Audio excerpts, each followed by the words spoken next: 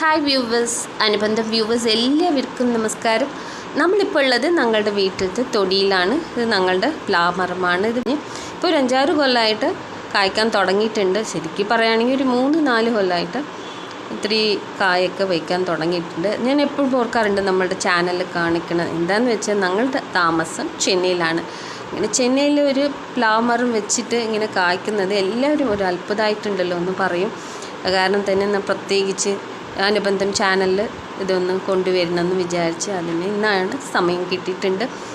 ഒരു ചെറുതായിട്ടൊരു തൊടിയാണ്, കുറേ സ്ഥലങ്ങളില്ല. ഇവിടെ അടുത്തടുത്ത് വീടുകളുള്ള കാരണം ആദ്യം തെങ്ങ് വെച്ചിരുന്നു, അതൊക്കെ വെട്ടിക്കളഞ്ഞ് ഇപ്പോൾ വാഴ പിന്നീട് മാവ് വെച്ചിട്ടുണ്ട്.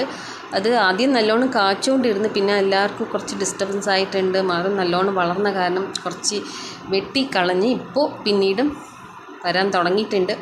ഏതായാലും ഈ കൊല്ലം കായ്